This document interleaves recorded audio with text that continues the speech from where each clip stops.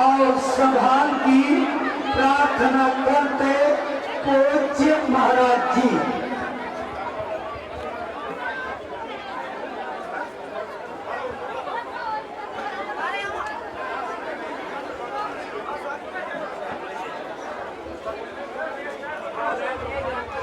जय गुरुदेव। आप सबको बैठने का संकेत हो गया, आप अपने स्थान पर बैठ जाइए। आप सभी स्थानीय क्षेत्रीय नागरिकों की जनभावनाओं को इकट्ठा करके ठाकुर साहब छोटा नरेंद्र सिंह, कल्याण सिंह सुथार जी, त्रिलोक चंद्र जी माहेश्वरी, ओम प्रकाश जी वैष्णव अपने सहयोगियों के साथ पूज्य महाराज जी का स्वागत अभिनंदन वंदन करते हुए जय गुरुदेव, जय गुरुदेव। प्रेमी भाई बहनों, पूज्य महाराज जी गुरु महाराज का संदेश लेकर के आए हैं।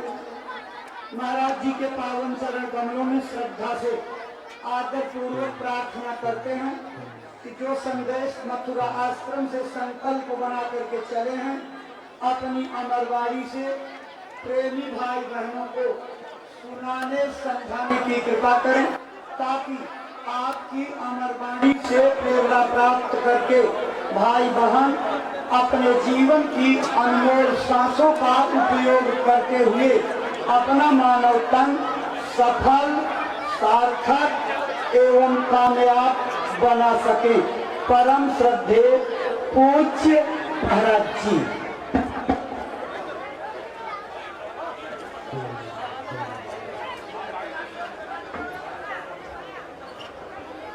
आप सभी लोग प्रेम के साथ में मालिक के पावन नाम का उच्चारण करेंगे। बोलो जय गुरुदेव, जय गुरुदेव, जय गुरुदेव,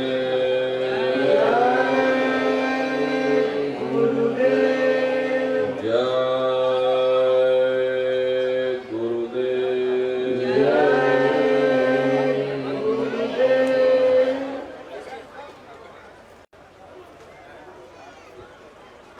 सर्वत्र विराजमान शब्द स्वरूप परम पूज्य स्वामी जी महाराज के श्री चरणों में कोटि कोटि नमन प्रणाम करते हुए इस सत्संग समारोह में पधारे हुए सभी सत्संगी धर्म प्रेमी भाई बहनों को सादर जय गुरुदेव। प्रेमी भाई बहनों, हम आप परम सौभाग्यशाली हैं कि ऐसे कलिकाल में हम लोगों को ये मानव तन, ये मनुष्य शरीर प्राप्त हुआ। उससे भी परम सौभाग्य की बात है कि मनुष्य रूपी मंदिर में बैठ करके हम लोगों को सत्संग सुनने का ये अवसर मिल रहा। सत्संग जन जो कोई पावे, मैल आई सब कट कट जावे। ये सत्संग है, ये कोई कथा और कीर्तन नहीं, किस्से और कहानियां नहीं, नाच गाना ढोल मजीरा नहीं। ये महात्माओं की अजर अमर वाणियां हैं। यदि आपने ध्यान से सुन लिया तो निश्चय ही आपको अपने मानव जीवन के उद्देश्यों के बारे में पता चलेगा कि आखिर ये मनुष्य शरीर हमको क्यों मिला, क्या इसका उद्देश्य है, मरने के बाद हम कहाँ जाएंगे, हमारे बाल बच्चे रिश्ते नातेदार कहाँ जाएंगे और कैसे हमारी जीवात्मा का कल्याण होगा। इन सभी प्रश्नों की जानकारी आपको सत्संग के माध्यम से प्राप्त होगी। इसलिए प्रेमी भाई बहनों, एक एक वचन को बड़े ध्यान के साथ आप लोग सुनिएगा और समझने की कोशिश करिएगा। प्रेमी भाई बहनों, यह मनुष्य शरीर हम लोगों को बड़े सौभाग्य से प्राप्त हुआ। ये जीवन बहुत अनमोल है। उस परम पिता परमात्मा ने हमको यह जीवन केवल इसीलिए दिया है ताकि हम जीते जी उस प्रभु की भक्ति करके अपनी जीवात्मा का कल्याण करा सकें। ये 5 तत्वों का पुतला, ये पंच भौतिक शरीर हम लोगों को एक निश्चित समय के लिए मिला हुआ। एक निश्चित समय को हम आप नहीं जानते हैं, किंतु जिसका ये मकान है, जिसका ये शरीर है, वो अवश्य ही जानता है। और समय पूरा हो जाने पर मकान मालिक जबरदस्ती इस मकान को खाली करवा लेगा। उस समय न जमीन जायदाद काम आएगी, ना ये धन संपत्ति काम आएगी। जीवात्मा को निकाल करके इस शरीर से बाहर कर दिया जाएगा। ये शरीर हमारा आपका यही जमीन पर गिर पड़ेगा, क्योंकि जीवात्मा के निकल जाने के बाद में ये शरीर सिर्फ एक माटी का पुतला है, उससे ज्यादा कुछ भी नहीं। इसीलिए महात्मा जीवों को समझाते हैं कि भाई मिली नरदेह यह तुमको, बनाओ काज कुछ अपना और पचो मत आए इस जग में, जानियो रैन का सुपना। प्रेमी भाई बहनों, जैसे रात में हम लोग स्वप्न देखते हैं, हालांकि उस समय पर हमें स्वप्न सच मालूम पड़ता है, असली प्रतीत मालूम होता है।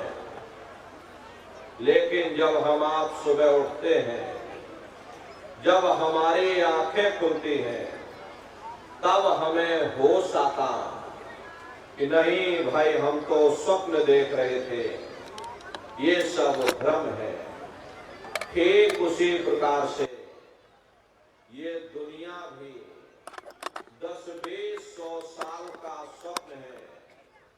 अब आप कहोगे हम जाग रहे, परंतु प्रेमी भाई बहनों, ऐसा हरगिज नहीं है।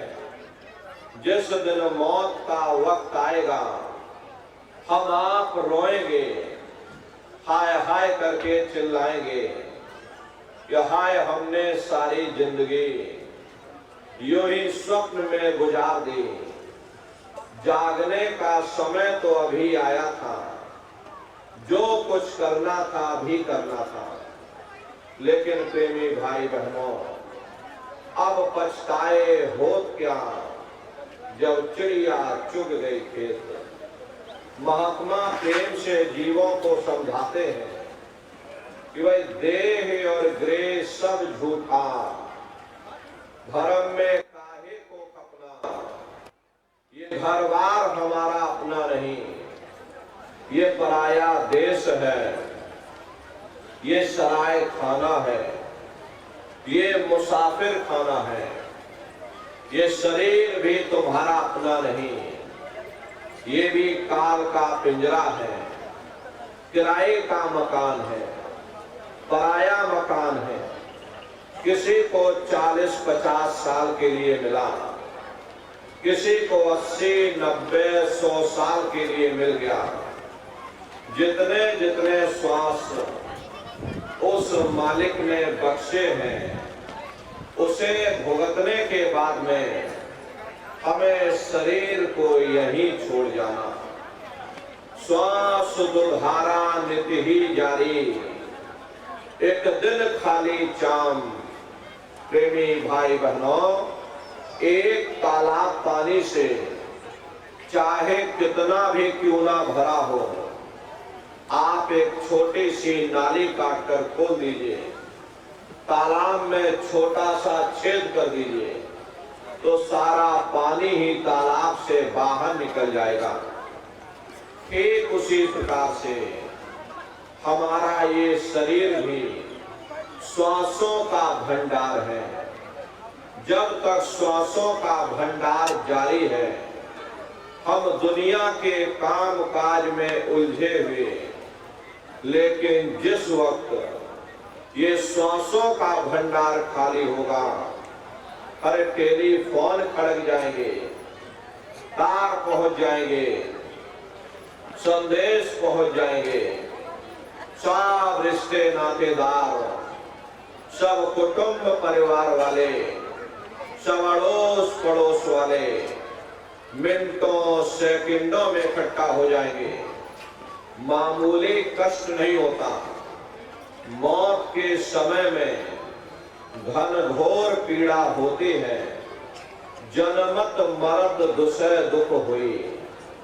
सहजो बाई ने बयान किया है कि सहजो मौत आईया, अंग अंग दिया तोड़, और हिया जले छाती फटे, उठे तीर घनघोर।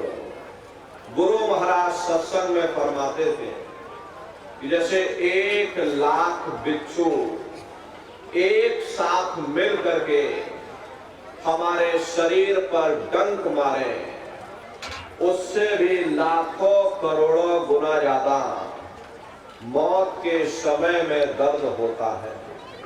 जब मृत्यु आती है तो किस तरह से प्राण निकलते हैं, प्राणों के निकलने की क्या प्रक्रिया होती है, पहले उसे आप अच्छी तरह से समझिए। सिमटत भास श्वास उठ जावे,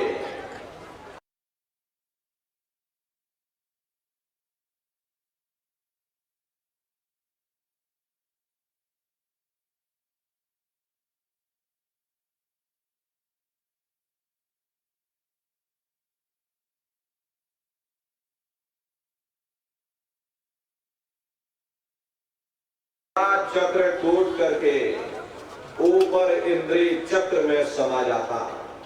इंद्रिय चक्र में जल का वास होता, यानी जल ने पृथ्वी को घोल दिया। फिर जब इंद्रिय चक्र टूटेगा तो ऊपर नाभि चक्र में समा जाएगा।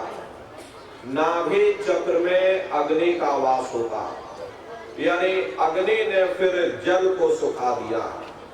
ये नीचे से सिमटाव होता है, नीचे से ऊपर की ओर सिमटाव होता।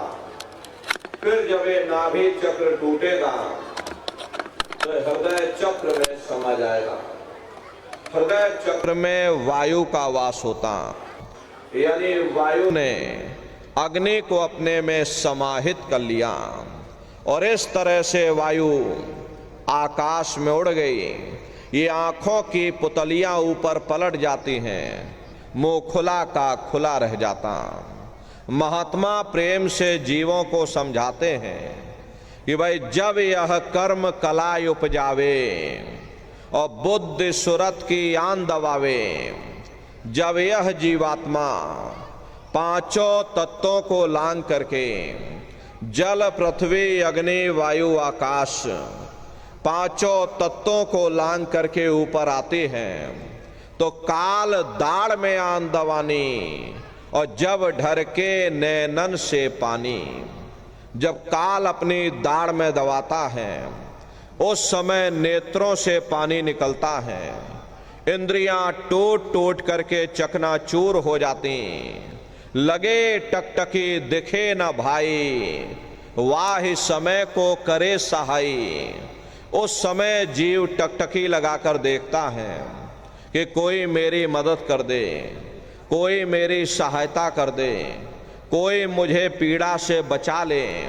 लेकिन प्रेमी भाई बहनों, सब भाई बंधु नाथ रिश्तेदार खड़े रह जाते, डॉक्टर वैद्य हकीम सब आपको घेरे रह जाते, लेकिन उस समय आपको कोई बचा नहीं पाता। यमदूत आते हैं, प्राणों की डोरी को तोड़ देते और जीवात्मा को खींच करके इस शरीर से बाहर कर दिया जाता। जैसे ये जीवात्मा शरीर से अलग हुई, ये शरीर हमारा मिट्टी हो जाता। फिर इस मट्टी को एक रात अपने घर में कोई रखने को तैयार नहीं होता।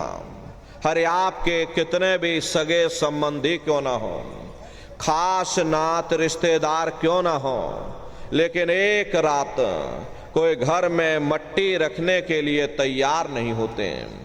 कहते भाई जल्दी करो जल्दी करो, अब इनकी शक्ल देखने में हमको डर लग रहा, जल्दी से बाजार से कफन खरीद के लाओ, जल्दी से लकड़ियां खरीद के लाओ, अरे जल्दी से चिता तैयार करो, इनको घर में से जल्दी से उठा ले जाओ, वहीं शमशान भूमि पर जला देना।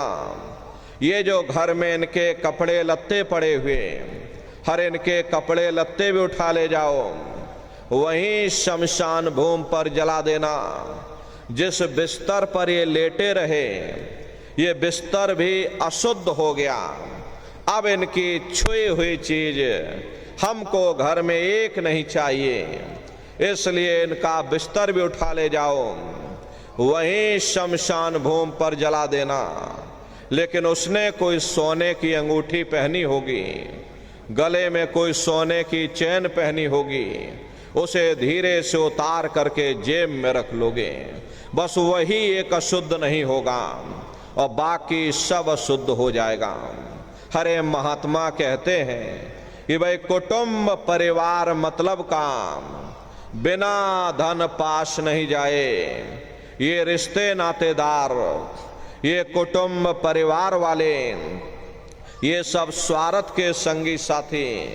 हरे प्रेमी भाई बहनों, आज तुम्हारी जेब में पैसा है तो सब जैसे तैसे तुमसे रिश्तेदारियां कायम कर लेंगे, लेकिन आज जेब खाली हो जाए तो कोई किसी को याद करने वाला नहीं। 13 दिन बाद 13वीं मना दोगे, लड्डू पूड़ी पकवान बना करके खिला दोगे, फिर जाने वाले को कोई याद नहीं करता। अभी बूढ़े बुजुर्गों से पूछा जाए कि क्या तुमको तुम्हारे माँ बाप की याद आती है, तो कहेंगे भाई नहीं आती। अरे क्यों नहीं आती? तुम्हारे माँ बाप थे, तुमको पाला पोसा बड़ा किया, खुद बेचारे भूखे रहे होंगे, लेकिन तुम्हारा पेट पाला होगा, तुमको तुम्हारे माँ बाप की याद क्यों नहीं आती? क्योंकि तुम्हारे सामने तुम्हारे लड़के बच्चे हो गए, तुम्हारे नाती पोता पंती और संती हो गए, इसलिए तुम अपने माँ बाप की यादों को धीरे धीरे भूल गए और नई यादों में धीरे धीरे बस गए। ऐसे ही प्रेमी भाई बहनों, एक दिन सब तुमको भी भूल जाएंगे, कोई किसी को याद करने वाला नहीं। ये कहानी तो शमशान भूमि पर समाप्त हो गई।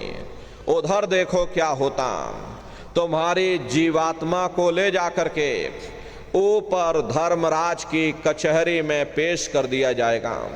वहां पलक झपकते ही तुम्हारे अच्छे बुरे कर्मों का हिसाब किताब हो जाएगा।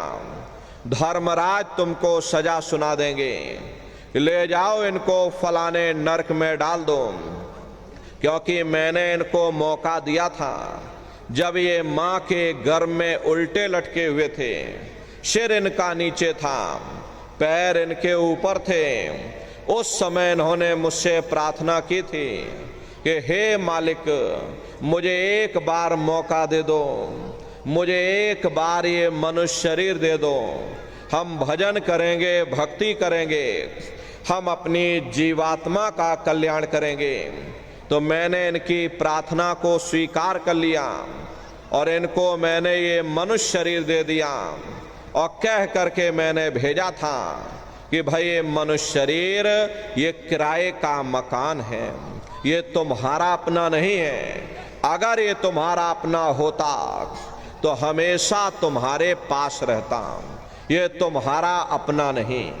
ये मैंने तुमको कुछ समय के लिए किराए का मकान दिया है। हाँ, तुम अपनी जीवात्मा को मेरे किराए के मकान में बैठा करके और मालिक की भक्ति करके अपनी जीवात्मा का कल्याण करा लेना। मैंने कुछ समय के लिए तुम सबको ये किराए का मकान दिया है। जब समय पूरा होगा मैं अपने सिपाहियों को भेजूंगा, उस समय पर तुम मेरे मकान को खाली कर देना। लेकिन इतना ध्यान रखना कि जैसा साफ सुथरा मैंने तुमको ये किराए का मकान दिया, वैसा ही साफ सुथरा तुम मुझको वापस लौटाना। लेकिन इस किराए के मकान में बैठ करके इन्होंने अच्छे बुरे कर्म कर डाले। मेरे किराए के मकान को इन्होंने अपने कर्मों से गंदा कर दिया, इसलिए कर्मों की सजा इनको मिलेगी।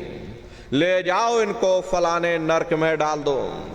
महात्मा कभी झूठ नहीं बोलते। महात्माओं ने जब साधना किया, साधना करके जब ऊपर गए और ऊपर जा करके जब उन्होंने नरकों का हाल देखा, तो हमारी आपकी जानकारी के लिए उन्होंने धर्म ग्रंथों में लिख दिया कि लोह के खम्भ तपत के माही, और जहां जीव को ले चिपटाई, वहां लोहे के खंबे अग्नि से धधक धधक कर लाल हो रहे।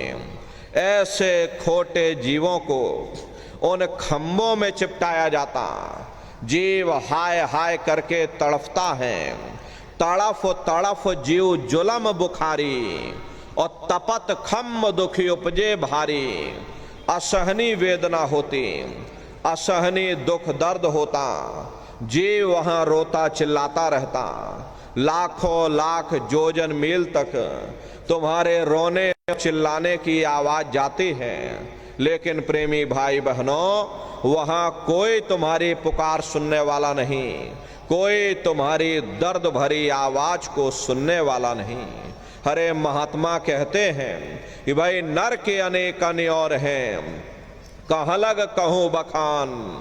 दुख भोगते यह जीव जो, जाने जो भोग समान। कहते भाई एक नरक नहीं, ऐसे वहां पर अनेकों अनेक नरक बने हुए, अलग अलग खोटे पाप कर्मों के वहां पर अलग अलग नरक बने हुए। ये जीव अपने अपने कर्म के अनुसार अनंतों अनंत युगों तक, वर्षों की बात नहीं कर रहे, अनंतों अनंत युगों तक जीव नरकों की यातनाओं को भोगता रहता। और नरकों की यातनाएं भोगने के बाद में इसी जीवात्मा को सीधे मनुष्य शरीर नहीं दिया जाता, बल्कि इसे 4 खान 84 लाख योनियों में डाल दिया जाता। जैसे बच्चा होता है, अब बच्चा पहले कक्षा 1 पास करेगा, फिर कक्षा 2 में जाएगा, ऐसे वहां पर भी पूरा चैनल बना हुआ। नरकों की यातनाओं को भोगने के बाद में इन्हीं जीवों को नरकों से निकाल करके 4 खान 84 लाख योनियों में डाल दिया जाता। अब ये 4 खान 84 लाख योनियां ये कोई मामूली योनियां नहीं होती। 4 खान का मतलब होता है अंडज, पिंडज, उपमज, स्थावरम, ये 4 खाने होती हैं। पहले श्रेणी इन पेड़ पौधों की आती है जिनके अंदर पानी का तत्व मौजूद होता। कभी ये भी मनुष्य हुआ करते थे, लेकिन आज अपने कर्मों का भोग पा रहे एक जगह पर बेचारे खड़े हुए। दूसरी श्रेणी कीड़े मकोड़ों की आती है जिनके अंदर पृथ्वी और अग्नि का तत्व मौजूद होता है। तीसरी श्रेणी पंछियों की आती है, चौथी चौपाए जानवरों की आती है और पांचवी स्वयं इंसान की आती है, जिसके अंदर 5 तत्व जल, पृथ्वी, अग्नि, वायु, आकाश 5 तत्व मौजूद होते। प्रेमी भाई बहनों, ये 4 खाने हैं, इनकी अलग अलग 84 लाख योनियां होती हैं। अब आप पेड़ पौधों को देखिए तो ये नीम का पेड़ अलग है, पीपल का पेड़ अलग है, छौकर का पेड़ अलग है। ऐसे ही अलग अलग प्रजातियों के कीड़े मकोड़े, अलग अलग प्रजातियों के पशु पंछी, कुल मिलाकर के 84 लाख योनियां होती हैं। हम दुनिया के जीवों को नरकों से निकाल करके इन्हीं 84 लाख योनियों में फिर डाल दिया जाता। मामूली कष्ट नहीं होता। अरे हमको आपको गर्मी लग गई तो हम लोग देखो छाया में आ गए, सर्दी लग गई तो कंबल रजाई ओढ़ लिया, भूख लग गई तो रोटी खा ली, बीमार हो गए तो अस्पतालों में चले गए, अपना अपना इलाज करवा लिया। लेकिन देखो उन जानवरों को, क्या गर्मी, क्या सर्दी, क्या बरसात, एक एक रोटी के टुकड़े के लिए बेचारे दर बदर भटक रहे। किसी का हाथ कट गया, किसी का पैर कट गया, किसी को जीते जी काट डाला, मुर्गी की गर्दन ही मरोड़ डाली। अरे उनको भी दर्द होता है, उनको भी तकलीफ होती। मादा बिच्छू होती है, मादा बिच्छू की मौत कैसे होती? मादा बिच्छू जब अपने बच्चे को जन्म देती है तो उसी के बच्चे अपनी भूख को मिटाने के लिए अपनी माँ की पीठ पर चढ़ जाते हैं और उसी के मांस को नोच नोच करके खाते हैं। वो तड़फती रहती है, कराहती रहती है, लेकिन जब तक हड्डी हड्डी न बच जाए उसके बच्चे अपनी माँ की पीठ से नीचे नहीं उतरते हैं। ऐसे न जाने कितने जीव जंतु इस संसार में कष्ट सह रहे। अरे कई जन्म भय कीट पतंगा, कई जन्म भय मीन कुरंगा, कई जन्म पंखी सरफोयो और कई जन्म है वर वृक्ष जोयो। मिल जगदीश मिलन की वरिया और चिरंकार यह देश सजरिया। करोड़ों करोड़ युगों से नरकों की यातनाएं भोगने के बाद में फिर हम लोगों को कभी कीड़े पतंगों की योनि में, कभी पेड़ पौधों की योनि में, तो कभी पशु और पंछियों की योनि में डाल दिया जाता। प्रेमी भाई बहनों, 84 लाख योनियों की सबसे जो आखिरी योनि होती है वो गाय और बैल की योनि होती। गाय स्त्री का रूप लेती, बैल पुरुष का रूप लेते हैं। ये 84 लाख योनियों की सबसे आखिरी योनि यानी कि अंतिम पायदान होता है। उसके बाद तब जाकर के हम लोगों को दोबारा फिर से मनुष्य शरीर प्राप्त होता। इसीलिए कहा गया कि बड़े भाग्य मानुष तन पाया, कोट जन्म जब भटका खाया। कोटान कोट जन्म जन्मांतर तक प्रेमी भाई बहनों अलग अलग योनियों में भटकने के बाद तब बड़े सौभाग्य से हम लोगों को ये मनुष्य शरीर प्राप्त हुआ। बड़े से बड़े देवी देवता भी इस मनुष्य शरीर को पाने के लिए तरसते हैं, क्योंकि उन नरकों से, उन 84 लाख योनियों से निकलने का केवल एक ही दरवाजा है, वह केवल मनुष्य का शरीर है। इसी मनुष्य रूपी मंदिर में बैठ करके हम उस परमात्मा की भक्ति कर सकते हैं। इसीलिए संतों महात्माओं ने इस पंच भौतिक शरीर को सच्चा हरि मंदिर कहकर याद किया कि हरि मंदिर यह शरीर है और ज्ञान रतन प्रकट होए, ये असली हरि मंदिर है। जब भी वो मालिक मिलेगा इसे हरि मंदिर के अंदर मिलेगा। इसे पंच भौतिक शरीर को गुरु नानक साहब ने नर नारायणी देह कहकर याद किया। ये वो देह है जिसमें नारायण स्वयं विराजमान है। वो नारायण जब भी मिलेंगे तुम्हें तुम्हारे अंदर मिलेंगे। यही कबीर साहब ने लिखा कि जो तिल माही तेल है, जो चकमक में आग, और तेरा साईं तुझ में, और जाग सके तो जाग। जिस तरह से तिल में तेल होता है, पत्थर में अग्नि होती है, ठीक उसी तरह से वो मालिक हरेक के घट घट में, हरेक के वजूद के अंदर बैठा हुआ। यही आपकी धर्म पुस्तकों में भी लिखा है कि अरे मोको का धूड़े रे बंदे, मैं तो तेरे पास में, और ना तीरथ में ना मूरत में, मैं तो हूँ विश्वास में। ना मैं तीरथ में मिलूंगा, ना मैं मूरत में मिलूंगा, ना मैं अन्य किसी कर्म कांड में मिलूंगा, ना मैं ग्रंथों में मिलूंगा, ना मैं पोथियों में मिलूंगा, ना मैं किताबों में मिलूंगा। चाहे सारी उम्र बैठ करके तुम अखंड रामायण पढ़ते रहो, अरे मैं जब भी मिलूंगा तो मैं तुम्हारे अंदर मिलूंगा। प्रेमी भाई बहनों, बड़ी सीधी सी बात है। ये अगर खाना बनाने की किताब सारी उम्र बैठ करके पढ़ते रहोगे कि खाना ऐसे बनता है और खाना वैसे बनता है, खाने में नमक डाला जाता और खाने में तेल डाला जाता, तो कभी तुम्हारा पेट नहीं भर सकता। जब तक आप खाना बनाओगे नहीं, उसे स्वयं खाओगे नहीं, कभी तुम्हारा पेट नहीं भर सकता। हम वेदों की निंदा नहीं करते, हम ग्रंथों की निंदा नहीं करते, हम गीता कुरान बाइबल की निंदा नहीं करते। अरे वेद शास्त्र गीता कुरान बाइबल कहती है कि भाई मनुष्य के अंदर अंड खंड ब्रह्मांड है, स्वयं वो परमात्मा इसके अंदर बैठा। चलो अंदर चलो, अंदर चल करके उस परमात्मा का दर्शन दीदार करो। अब सवाल ये उठता है, भाई आखिर हम अपने अंदर जा करके उस परमात्मा का दर्शन कैसे करेंगे? तो इसके लिए संतों महात्माओं ने केवल 3 साधन बताए। साधन 3 सारे उनवर्ने, और साधन सब थोथे मान। इस कलयुग में उस मालिक को पाने के लिए महात्माओं ने केवल 3 साधना बताई। पहला है सुमरन, दूसरा है ध्यान, और तीसरा है भजन।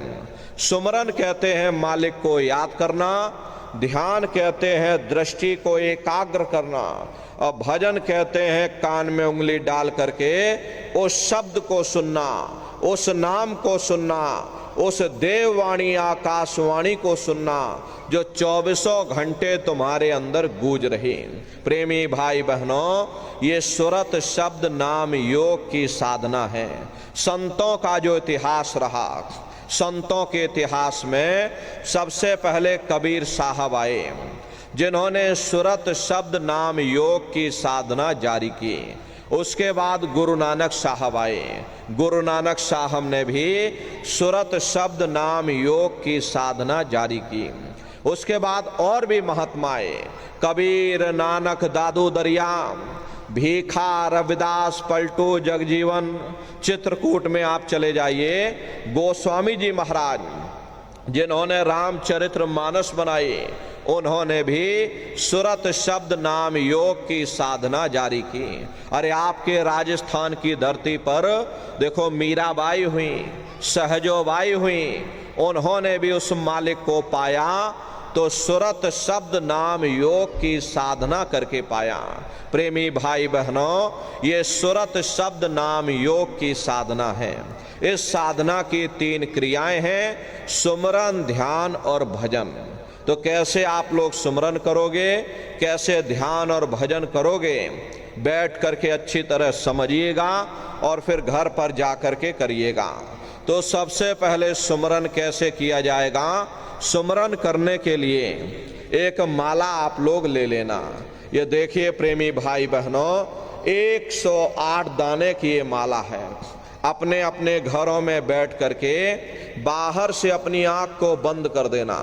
दोनों आंखों के मध्य भाग में अपने ध्यान को एकाग्र करके दाने दाने पर जय गुरुदेव नाम का उच्चारण करिएगा। हर दाने पर जय गुरुदेव नाम, हर दाने पर जय गुरुदेव नाम, जय गुरुदेव जय गुरुदेव जय गुरुदेव कुल 108 बार करिएगा। दोबारा इसी जगह फिर वापस आ जाओगे। जब आप जय गुरुदेव नाम का उच्चारण करोगे तो दोनों आंखों के मध्य भाग में अपने ध्यान को रोक करके और दाने दाने पर जय गुरुदेव नाम का उच्चारण करिएगा। जिसको आप याद कर रहे हो, एक समय ऐसा आएगा वो अंतर में तुम्हारे सामने प्रकट हो जाएगा। उसके स्वरूप को देख लेना, फिर उसी के स्वरूप को याद करके जय गुरुदेव नाम का सुमरन सभी नए प्रेमी भाई बहन करिएगा। दूसरी बार फिर यहीं से जय गुरुदेव नाम का सुमरन, तीसरी बार फिर यहीं से जय गुरुदेव नाम का सुमरन। इस तरह से कुल 8 बार जय गुरुदेव नाम का सुमरन सभी नए प्रेमी भाई बहन करिएगा। 8 बार करने के बाद ये माला आप रख देना। प्रेमी भाई बहनों, ये जय गुरुदेव नाम किसी साधारण इंसान का नाम नहीं, स्वयं उस अनामी महाप्रभु का नाम है। समय समय पर संत महात्मा अपने अपने समय पर आकर के अपनी साधना के द्वारा उस मालिक के नाम को जगाते हैं, उस मालिक के नाम को सिद्ध करते हैं। जैसे कबीर साहब आए, उन्होंने साहिब नाम सिद्ध किया। गुरु नानक साहब आए, उन्होंने वाह गुरु नाम सिद्ध किया। गोस्वामी जी महाराज आए, उन्होंने राम नाम सिद्ध किया। मीराबाई आई, उन्होंने गिरधर नाम सिद्ध किया। इसी तरह से हमारे गुरु महाराज जय गुरुदेव नाम सिद्ध करके गए। जय गुरुदेव नाम का जहाज लगा कर गए। अगर इस जहाज पर सारी दुनिया बैठेगी, ये जहाज सारी दुनिया को पार करेगा। एक है साध है सब सद है, सब साध है सब जाए। पहले अपने गुरु की उंगली पकड़ लो, क्योंकि गुरु तुम्हारा सच्चा रहबर है। अरे गुरु गोविंदो खड़े काके लागू पाई, और बलिहारी गुरु आपने जिन गोविंद दियो बताई। महिमा उन्हीं की है जिन्होंने गोविंद को लखा दिया। इसीलिए कहा जाता है कि गुरुर ब्रह्मा गुरुर विष्णु गुरुर देवो महेश्वरः गुरुर साक्षात पर ब्रह्म तस्मै श्री गुरुवे नमः। प्रेमी भाई बहनों, इसलिए साधना करने से पहले जय गुरुदेव नाम का सुमरन सभी नए प्रेमी भाई बहन सबसे पहले करिएगा। सुमरन करने के बाद में फिर आप ध्यान पर बैठिएगा। दूसरा है ध्यान, और ध्यान कहते हैं अपनी दृष्टि को एकाग्र करना। कैसे ध्यान करोगे, जरा अच्छी तरह से समझ लीजिए। अपने अपने घरों में पलथी मार करके बैठिएगा। आंखों को धीरे से बंद कर देना, शरीर को टाइट मत करना। बहुत से लोग क्या करते हैं कि अपने शरीर को बिल्कुल टाइट कर देते हैं। अब अगर शरीर को ही आप टाइट कर दोगे तो ये शरीर आपका थक जाएगा और फिर शरीर ढीला पड़ जाएगा। इसलिए पहले से ही अपने शरीर को बिल्कुल ढीला छोड़ देना। जितना आराम से आप बैठोगे उतना आपके लिए अच्छा रहेगा। तो ढीले बदन से बैठिएगा। आंखों को धीरे से बंद कर देना। इन आंखों पर भी कोई जोर मत देना। जैसे सोते समय धीरे से आंख को बंद करते हो, ऐसे धीरे से आंख को बंद कर लेना। दोनों आंखों के मध्य भाग में दूर सामने देखिएगा, सामने आपको अंधेरा दिखाई पड़ेगा। बस उसी अंधेरे में एक जगह पर अपनी दृष्टि को रोकिएगा। होशियारी यही रहे ये आंखों की पुतलियां हिलने ना पाएं। शुरुआती समय में ये आंखों की पुतलियां हिलेंगी, लेकिन जब आप अभ्यास करोगे, करत करत अभ्यास ते जड़मत होत सुजान। जब अभ्यास करते रहोगे तो ये आंखों की पुतलियां हिलना बंद हो जाएंगी। तो दूर सामने अंधेरे में एक जगह पर आप अपनी दृष्टि को एकाग्र करिएगा, या उस अंधेरे को ही आप देखते रहना। एक टक हो करके सामने अंधेरे को देखते रहिएगा। उस समय किसी के बारे में सोचना नहीं, किसी के बारे में विचार मत करना, शरीर को बिल्कुल हिलाना डुलाना नहीं, शून्य हो करके सामने उस अंधेरे को देखते रहो। देखते देखते देखते देखते आपकी दृष्टि अंधेरे में एकाग्र हो जाएगी, और जैसे ही आपकी दृष्टि उस अंधेरे में एकाग्र होगी तो सुई की नोक के बराबर काले में भी काला बिंदु, बड़ा चमकीला बिंदु होगा, तारे की तरह चमचम चमचम चमकेगा, वो सामने आपको दिखाई पड़ जाएगा। जब वो चमकदार बिंदु सामने दिखाई पड़ जाए तब आप अपनी दृष्टि को उस बिंदु पर एकाग्र करिएगा। जब आप अपनी दृष्टि बिंदु पर एकाग्र कर लोगे तो वही बिंदु दरवाजा है, वो दरवाजा खुल जाएगा, ये शिव नेत्र खुल जाएगा, ये दिव्य दृष्टि खुल जाएगी और आप दरवाजे के अंदर दाखिल हो जाओगे। एक बार प्रेमी भाई बहनों ये दिव्य दृष्टि खुल जाए, फिर क्या भूत क्या भविष्य और क्या वर्तमान कोई भेद आपसे गुप्त नहीं रहेगा। लाखों वर्ष पहले क्या हुआ था, भविष्य में क्या होने वाला है, आप बैठ करके ध्यान में सब कुछ देख सकते हो। तो यह ध्यान करने का तरीका। और तीसरा है भजन। गाने बजाने का नाम भजन नहीं है, नाच गाना ढोल मजीरा का नाम भजन नहीं है। भजन कहते हैं उस रूहानी आवाज को सुनना जो 24 घंटे तुम्हारे अंदर गूंज रही। कैसे भजन करोगे जरा अच्छी तरह से समझ लीजिए। ये दोनों उंगली कानों में डाल करके ये कानों को बंद कर लेना। कान इसीलिए बंद किए जाते हैं ताकि बाहर की कोई आवाज हमको सुनाई ना पड़े। अपनी सुविधा से बैठिएगा, कुर्सी पर चाहे कुर्सी पर बैठ जाओ, सोफे पर चाहे सोफे पर बैठ जाना, या कोई तकिया इस तरह से रख लेना और दोनों कोहनी यहाँ रख करके दोनों उंगली कानों में डाल करके ये कानों को बंद कर लेना। बहुत सी हमारी माताएं बहनें बूढ़े बुजुर्ग हैं, आपके घुटनों में दर्द होता है, रीढ़ की हड्डी में दर्द होता, आप बैठ करके भजन नहीं कर पाते हो तो आप लेट करके भजन करिएगा। ऐसे सीधे लेट जाना और लेटे लेटे आंख और कान को बंद कर लेना। मतलब तो आंख और कान को बंद करना है, चाहे आप लेट करके करो या चाहे आप बैठ करके करो। यही कहा गया कि आंख कान मुख बंद कराओ, अनहद झिंगा शब्द सुनाओ। यानी पहले अपनी आंख को बंद करो, अपने मुख को बंद करो, दोनों उंगली कानों में डाल करके ये कानों को बंद कर देना और ऊंचे से ऊंचा ध्यान दे करके उस आवाज को सुनने की कोशिश करो। प्रेमी भाई बहनों, जब आप अपने कानों को बंद करके ऊंचा ध्यान दे करके गौर से सुनोगे तो आपको ऐसा अनुभव होगा कि कहीं सीटी जैसी आवाज हमारे कानों में बज रही। टी, इस तरह से सीटी जैसी आवाज शुरू में आप सभी को सुनाई पड़ेगी। शाम को अपने अपने घरों में जाकर बैठिएगा, ये कानों को जरा बंद कर लेना और गौर से सुनिएगा तो सीटी जैसी आवाज आप सभी को सुनाई पड़ेगी। करना कुछ नहीं है, लेटे हो चाहे बैठे हो, बस आप उस आवाज को सुनते रहना और सुनते सुनते उसी में लीन हो जाओ। जब आप उसमें लीन हो जाओगे तो कुछ समय बाद में दोबारा आपको अनुभव होगा कि कहीं बड़ी दूर से एक महीन आवाज, घंटे और शंख की आवाज हमारे कानों में बज रही। जैसे मंदिरों में घंटियां बजती हैं, टन टन टन, इसी तरह से घंटे और शंख की आवाज आपको सुनाई पड़ेगी। उसी घंटे शंख की आवाज को महात्माओं ने शब्द कहा। अरे आपकी धर्म पुस्तकों में लिखा है कि पोथी पढ़ पढ़ जग मुआ, पंडित भया न कोई, 2.5 अक्षर प्रेम का, पढ़े सो पंडित हुई। दुनिया वाले कहते हैं कि 2.5 अक्षर का मतलब प्रेम है।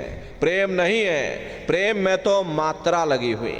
यहाँ पर जिस 2.5 अक्षर का वर्णन उन महात्माओं ने किया था वो है शब्द, सा आदा बा और दा। उसी शब्द को महात्माओं ने नाम कहा। कलयुग केवल नाम यधारा, सुमेर सुमेर नर उतरहि पारा। कलयुग में केवल नाम का आधार है। वो नाम तुम्हारे अंदर 24 घंटे गूंज रहा। तो उसी घंटे संग की आवाज को महात्माओं ने शब्द या नाम कहा। उसी को मुसलमान फकीरों ने कलमा कहा। उसी को ईसा मसीह साहब ने वर्ड या लागस कहकर याद किया। उसी को गुरु नानक साहब ने अनहद वाणी कहकर याद किया। चीन में जो महात्मा हुए उन्होंने इसको ताओ कहकर याद किया। और हिंदू महात्माओं ने इसे देववाणी, आकाशवाणी कहकर याद किया। उन अलग अलग महात्माओं ने अपनी अपनी भाषा में हम लोगों को समझाने की कोशिश की कि भाई वो घंटे संग की आवाज तुम्हारे सबके अंदर गूंज रही, वो आपको सुनाई पड़ेगी। प्रेमी भाई बहनों, जब घंटे संग की आवाज आपको सुनाई पड़ने लग जाए तब आप उस आवाज को पकड़ लेना, उसको सुनने लग जाना। जब आप उसको सुनने लग जाओगे तो वो आवाज धीरे धीरे बढ़ेगी और बढ़ते बढ़ते इस कदर बढ़ेगी कि आपके रोम रोम में घंटे और शंख की आवाज गूंजने लग जाएगी। अरे बड़ी घनघोर आवाज होती है, बड़े मधुर वो आवाज होती। ये जो दुनिया के आप संगीत सुनते हो उस रूहानी संगीत के सामने ये दुनिया के संगीत कुछ नहीं है। जब आप उस रूहानी संगीत को सुनोगे इतना भारी आनंद आपके ऊपर छा जाएगा, इतनी खुशी आपको होगी। अरे ऐसा नशा आपके ऊपर चढ़ जाएगा, इतना आप उस आवाज में खो जाओगे कि आप सारी दुनिया को भूल जाओगे। प्रेमी भाई बहनों, शंकर भगवान को वही नशा चढ़ा था। शंकर भगवान कोई गांजा भांग नहीं पीते थे। ये तो हमने आपने शंकर भगवान को भी बदनाम कर दिया कि शंकर भगवान गांजा भांग पीते थे, तो चलो हम भी गांजा भांग पिएंगे। लेकिन ऐ नन्नारियों, शंकर भगवान ने कभी गांजा भांग नहीं पिया। शंकर भगवान जिस नशे में लीन रहते थे वो नाम का नशा था, वो ध्यान का नशा था, वो भक्ति का नशा था। जब आप उस आवाज को सुनोगे तो आपको भी वो नशा चढ़ जाएगा, क्योंकि उस आवाज में चुंबक है। जब आप उस आवाज को सुनोगे तो वो आवाज आपको अपनी ओर खींचेगी, और जब खिंचाव होगा तो जीवात्मा का फैला हुआ प्रकाश ये 9 दरवाजों से सिमटने लगेगा। अब ये 9 द्वार कौन कौन से हैं? देखो प्रेमी भाई बहनों, अच्छी तरह समझिएगा। अरे बहुत बड़ा विज्ञान है। दुनिया का विज्ञान जब समाप्त हो जाएगा तो ये विज्ञान प्रारंभ होगा। तो 9 दरवाजे कौन कौन से हैं? 2 आंख, 2 कान, 2 नाक के सुराख, 1 मुंह, 2 मलमूत्र का रास्ता, ये शरीर के 9 दरवाजे हैं। सबसे पहला दरवाजा गुदा चक्र आता है। गुदा चक्र में गणेश जी वास करते हैं। गणेश जी वहाँ के मालिक हैं। ये 4 दल का कवल है। यहाँ पर पृथ्वी तत्व पाया जाता, उसके ऊपर इंद्रिय चक्र आता। इंद्रिय चक्र में ब्रह्मा जी वास करते हैं। ये 6 दल का कवल है। यहाँ पर जल तत्व पाया जाता। उसके ऊपर ये नाभि चक्र आता है। नाभि चक्र में विष्णु जी वास करते हैं। ये 8 दल का कवल है। यहाँ पर अग्नि तत्व पाया जाता। उसके ऊपर ये हृदय चक्र आता। हृदय चक्र में शिव जी वास करते हैं। ये 12 दल का कवल है। यहाँ पर वायु तत्व पाया जाता। अरे वास तो वो ऊपरी मंडलों में करते हैं, लेकिन उनका प्रकाश, उनकी किरणें इन चक्रों पर पड़ती हैं। उसी के ऊपर एक कंठ चक्र आता है। यहाँ पर आद्या महाशक्ति की किरणें पड़ती हैं। ये 16 दल का कवल है। और आप सबसे ऊपर, तुम्हारी जीवात्मा सबसे ऊपर दोनों आंखों के मध्य भाग में बैठी है, जहां पर देवियां बिंदी लगाती हैं और पुरुष जहां पर टीका लगाते हैं। ये बिंदी और टीका यहाँ पर हम लोग इसीलिए लगाते हैं क्योंकि यहीं पर हमारी जीवात्मा बैठी है, उसका श्रृंगार किया जाता है। तो ये 10वां द्वार है जहां पर तुम्हारी जीवात्मा बैठी हुई। इसी 10वें दरवाजे पर बैठ करके जीवात्मा अपने प्रकाश को 9 दरवाजों में फैलाती है, जिससे आपका ये शरीर चलता, आपके हाथ और आपके पांव चलते हैं। जब आप भजन करोगे और घंटे शंख की आवाज को सुनोगे तो उस आवाज में चुंबक है, वो आवाज आपको अपनी ओर खींचेगी। और जब खिंचाव होगा तो जीवात्मा का फैला हुआ प्रकाश 9 दरवाजों से सिमट करके यही 10वें दरवाजे पर इकट्ठा हो जाएगा। और जैसे ही यहाँ पर इकट्ठा हुआ, तुरंत शब्द जीवात्मा को खींच करके इस शरीर से बाहर कर देगा। फिर आप अपनी आंखों से देखिएगा कि हमारा शरीर ये है और हम ये खड़े। आप अपने शरीर से अलग हो जाओगे। जैसे चिड़िया होती है, चिड़िया घोंसले से निकल करके आसमानों की उड़ान भरती है, शाम को फिर अपने घोंसले में आ जाती। ऐसे ही तुम्हारी जीवात्मा इस शरीर रूपी घोंसले से निकल करके ब्रह्मांडों की सैर करेगी, देवी देवताओं के दर्शन करेगी, राम और कृष्ण के दर्शन करेगी और घूम करके फिर अपने शरीर रूपी घोंसले में वापस चली आएगी। हरे नर नारियों, ये ब्रह्मा विष्णु महादेव जिनकी सारी दुनिया पूजा करती है, अरे आप सभी लोग ब्रह्मा विष्णु महादेव की पूजा करते हो, लेकिन कभी आपने जीवन में ये पता नहीं किया भाई जिनकी हम पूजा कर रहे आखिर ये हैं कौन, ये कहाँ पर रहते हैं, ये क्या काम करते हैं, अरे इनके माँ बाप कौन हैं, राम कौन है, कृष्ण कौन है, ईश्वर कौन है, ब्रह्म कौन है, पार ब्रह्म कौन है, ये कहाँ पर रहते हैं। तो जरा संक्षिप्त में आप समझिएगा, क्योंकि अगर हम इसका वर्णन करेंगे लाखों वर्ष लग जाएंगे, एक लोक का वर्णन नहीं हो पाएगा। इतने विशाल लोक ऊपर बने हुए, लेकिन संक्षिप्त में आपको हम बता रहे हैं कि किन किन मंडलों को पार करते हुए तुम्हारी ये जीवात्मा अपने 5वें मंडल पर यानी कि सचखंड में पहुंचेगी।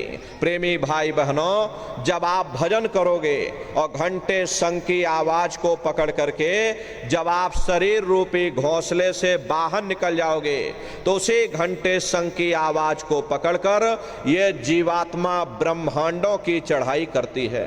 पलक झपकते यह जीवात्मा खरबों योजन ऊपर चली जाती है। यह सूरज चांद सितारों को पार करने के बाद सबसे पहले जो आपको लोक मिलेगा उसे महात्माओं ने शिवलोक कहा। शिवलोक वो तमोगुणी स्थान है, वहाँ के मालिक शिव जी हैं, वो पार्वती जी के साथ उस लोक में विराजमान हैं। चैतन्य धार जो ऊपर से नीचे आ रही, जिसे महात्माओं ने गंगा कहा, वह अपना केंद्र बिंदु शिवलोक को बनाती है।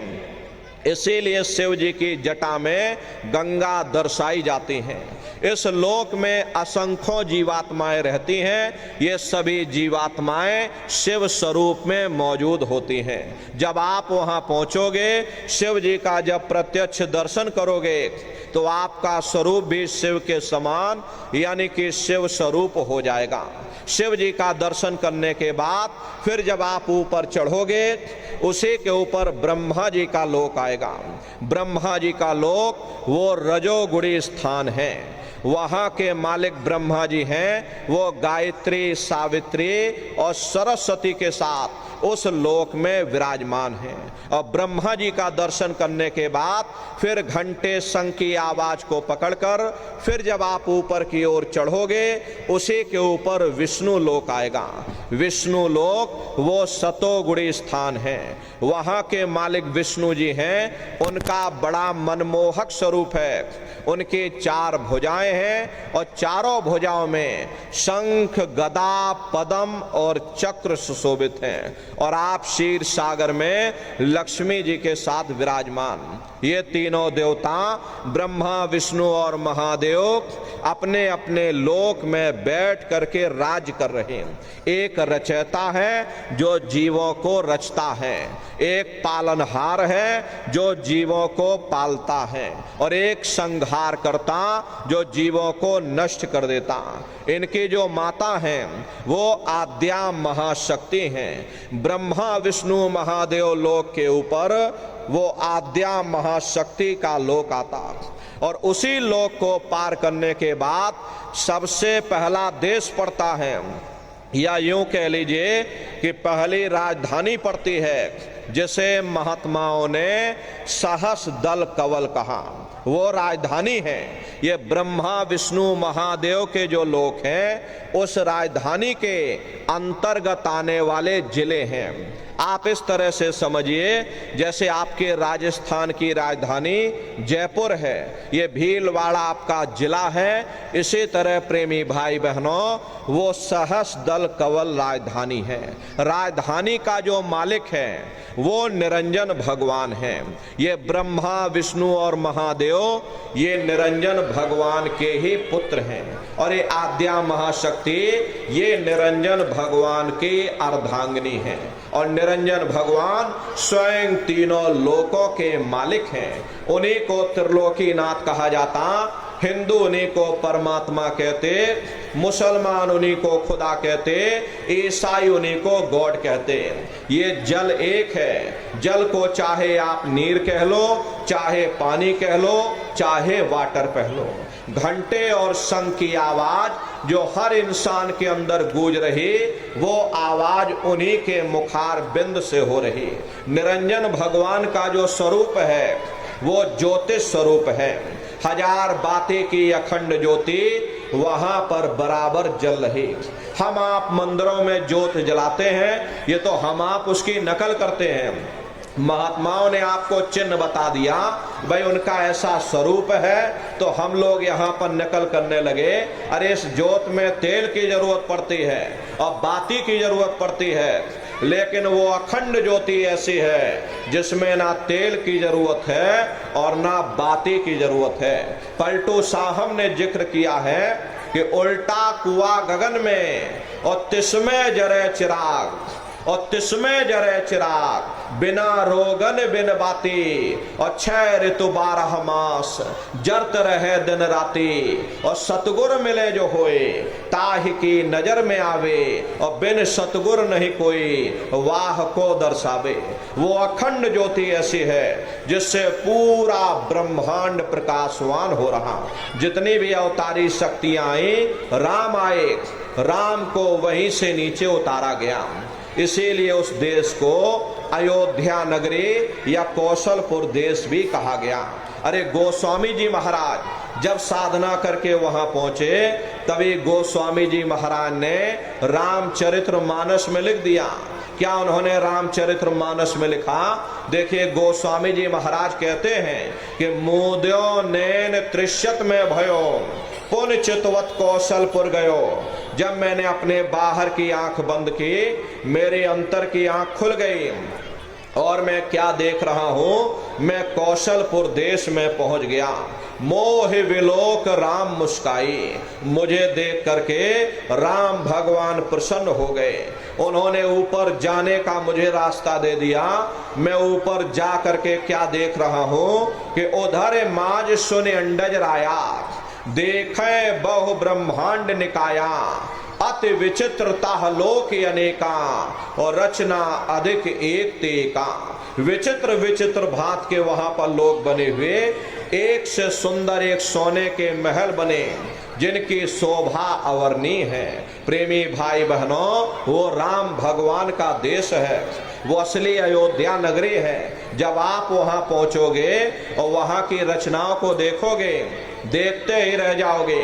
ये क्या ईश्वर की लीला है, कैसे उसकी कारीगरी है, अनंत उसकी सत्ता है, अनंत ही उसका प्रकाश है। हरे प्रेमी भाई बहनों, उसी आनंद को पा करके बड़े बड़े राजे महाराजाओं ने अपने राजकाज पर ठोकरें मार दी और जंगलों में जा करके नंगे हो करके नाचने लगे। मीराबाई को जब ये दौलत मिल गई, मीराबाई ने राजपाट छोड़ दिया। मीराबाई कहने लगी, मैं मिल जाए पाए पीऊ अपना, तब मेरी पीर बुझानी, और मीरा सुरत शब्द सहलानी। कबीर साहब को जब ये दौलत मिल गई और अन्य महात्माओं को जब ये दौलत मिल गई, उन्होंने कलम तोड़ करके लिख दिया, ये अचरज देखा भारी साधो, अचरज देखा भारी रे, और बिना बजाए निस्दिन बाजे, घंटा शंख नगारी रे, और बहरा सुन सुन मस्त होते है, तन की खबर बिसारी रे, और बिन भूमि के महल बना है, तामे ज्योति उजारी रे, अंधा देख देख सुख पावे, और बात बतावे सारी रे, और जीता मरकर फिर जी जावे, बिन भोजन बलधारी रे, और ब्रह्मानंद संत जन बिरला, कोई समझे बात हमारी रे। प्रेमी भाई बहनों, वो राम भगवान का देश है, वो असली अयोध्या नगरी है। राम जी का दर्शन करने के बाद फिर तुम्हारी ये जीवात्मा दूसरे मंडल के शब्द को पकड़ करके दूसरे मंडल की चढ़ाई करेगी। श्याम तज श्वेत को गहना, सुरत को तान धुन सुनना, और बंक के द्वार धस बैठो, और त्रिकुटी जाए कर लेना। उसी के ऊपर दूसरा देश आता है, जिसे महात्माओं ने त्रिकुटी देश कहा। वहां के जो मालिक हैं वो ब्रह्म हैं, वहीं से मन और माया की उत्पत्ति हुई, वहीं से तीन गुण, रजोगुण, तमोगुण, सतोगुण, तीनों गुणों की उत्पत्ति वहीं से हुई। ये जो आपके वेद हैं, वेदों को सारी दुनिया पढ़ती है, वेदों की भी उत्पत्ति उसी स्थान से हुई है। अरे महात्मा कहते हैं कि त्रिकुटी महल में विद्या सारा, घनहर गरजे बजे नगारा, और लाल वरण सूरज उजियारा। वहां पर दो धुने, बादलों की गर्जन और मृदंग की आवाज उस लोक में गूंजती रहती है। जैसे पहले स्थान पर राम भगवान के देश में घंटे और शंख की आवाज गूंजती, ऐसे ही दूसरे मंडल पर यानी कि ब्रह्म के देश में बादलों की गर्जन और मृदंग वहां पर बजता रहता है। प्रेमी भाई बहनों, ओम का जाप बराबर वहां होता रहता। ब्रह्म का जो स्वरूप है, लाल वरण सूरज उजियारा। ये सूरज कुछ नहीं, ऐसे लाखों लाख सूर्य इकट्ठे करोगे तो वहां का एक सूर्य बनेगा। ब्रह्म का जो स्वरूप है वो सुबह के लाल सूर्य के समान है, इसीलिए वहां का पूरा ब्रह्मांड लाल है। जहां तक आपकी निगाह जाएगी ब्रह्म देश में चारों तरफ आपको लाल ही लाल नजर आएगा। महात्मा जब साधना करके वहां पहुंचे, तभी महात्माओं ने लिख दिया, लाली मेरे लाल की, और जित देखूं तलाल, और लाली देखन में गई, और मैं भी हो गई लाल। वो पूरा ब्रह्मांड ही लाल है। तो जितने साधक वहां पहुंच जाते हैं उन सभी को योगेश्वर कहा जाता है। जैसे व्यास जी हुए, वशिष्ठ जी हुए, वाल्मीकि जी हुए, इन सब की पहुंच वहीं तक थी। इसीलिए कहा गया कि वाल्मीकि भय ब्रह्म समाना। जब इनकी जीवात्मा वहां पहुंची और जब इन्होंने ब्रह्म का दर्शन किया तो इनका स्वरूप भी ब्रह्म के समान यानी कि ब्रह्म स्वरूप हो गया। तो जितने साधक वहां पहुंच जाते हैं उन सभी को योगेश्वर कहा जाता। योगेश्वर भगवान श्री कृष्ण उसी देश में वास करते हैं। ये जो ब्रह्म देश है वो श्री कृष्ण भगवान का ही देश है और श्री कृष्ण भगवान वहीं पर रहते हैं। ये बाहर की जन्माष्टमी नहीं है जो आप लोग मनाते हो। ये तो आप नकल करते हो। महात्माओं ने कहा था भाई सही मायने में तुम जन्माष्टमी कब मनाओगे, जब तुम्हारी ये जीवात्मा 5 तत्व जल पृथ्वी अग्नि वायु आकाश और 3 गुण रजोगुण तमोगुण सतोगुण 5 तत्व और 3 गुणों से परे होकर के ब्रह्म देश में पहुंच करके जब कृष्ण भगवान का दर्शन कर लोगे तब सही मायने में जन्म अष्टमी मनाई जाएगी। वहां कृष्ण भगवान का दर्शन करने के बाद फिर तुम्हारी ये जीवात्मा तीसरे मंडल के शब्द को पकड़कर तीसरे मंडल की चढ़ाई करेगी।